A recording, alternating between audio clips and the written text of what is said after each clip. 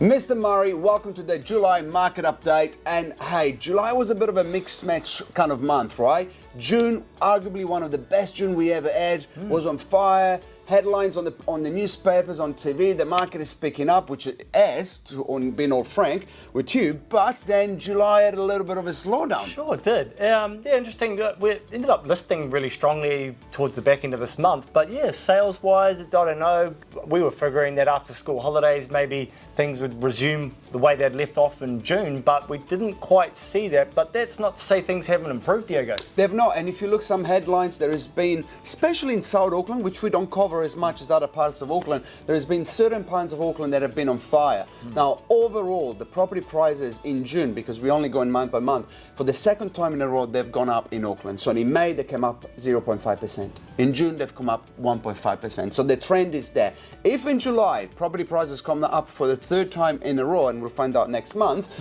then what that means is that is a trend and the market is coming up. Absolutely. If this month the property prices have gone down, then it just means that it's not a trend and things are still adjusting. So that remains to be seen, but definitely more interest at auction, definitely more interest in terms of multi-offers and pre-auction offers. So it's moving, but stock has been an issue, right?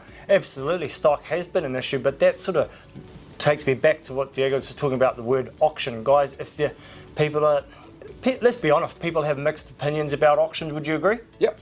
Right, so, but in terms of the auctions, what we have seen is that the clearance rate has increasing and is increasing month on month, and we expect that to be the third month in a row that the clearance rate is clearing. What does that mean for you if you're selling your home? Well, what it does mean, it puts a time framework on things so we can get the home sold. And as we discussed last month, the spring market coming, so auctions give you finality. Either two things are going to happen. You're either going to sell your home or you won't, and you move into the conditional market, and that's fine. But if you do sell your property, you've got a fixed date, you're cashed up, ready for when those for sale signs should pop out of the ground come springtime.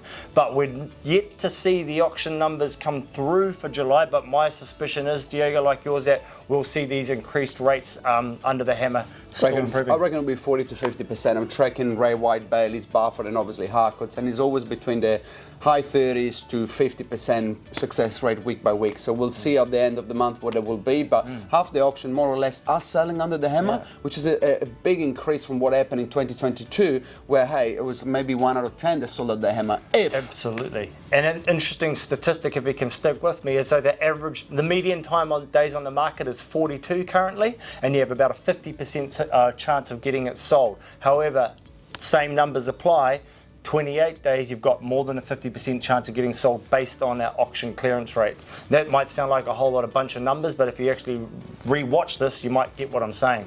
You've got more than a 50% chance of selling under the hammer with 14 days less on the market, which gives you 14 days more to be looking what is on the market for your next purchase. And some people already know they're going to say, they just want them sold fast. And I'll tell you what, if you want to be on the market for months and months on hand, doing open homes, clean up after your house, lose the interest you got there at the start of the campaign, thinking that you're going to get a better result in the second month, well, that's insanity. The best result when you're looking at real estate is always in the first 2 or 3 weeks. That's when the competition is there, and this is what we're saying. Where you go to auction or not, you should be aiming to be sold in the first month. If you enjoy doing 90 days of open homes, maybe with a second agent for another 90 days after that, be my guest. We try to work in a way that we get you sold for as much money as possible as we possibly can in less amount of time as possible, because that's the cherry on the cake. Yeah, absolutely. And what we were discussing this yesterday, Diego, what this market really is.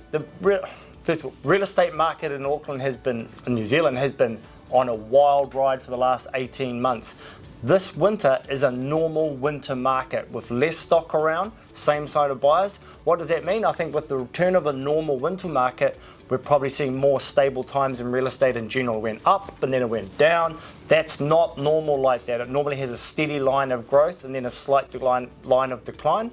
However, with this normal winter market, with the lack of stock and the limited activity, apart from June, is much more normal, and I think that bodes into what's going to be coming later in the year with elections and then moving forward into summer. Everyone's feeling a bit better. I think that we're going to be transitioning into a much, much more busier market overall. Would you agree? I hope Full so. of sunshine and a better government. There Oh you go. no, we're not talking No politics. politics, Okay. yeah, Let me take that back. Thanks for watching. Let's see what happens next month. Thanks, guys.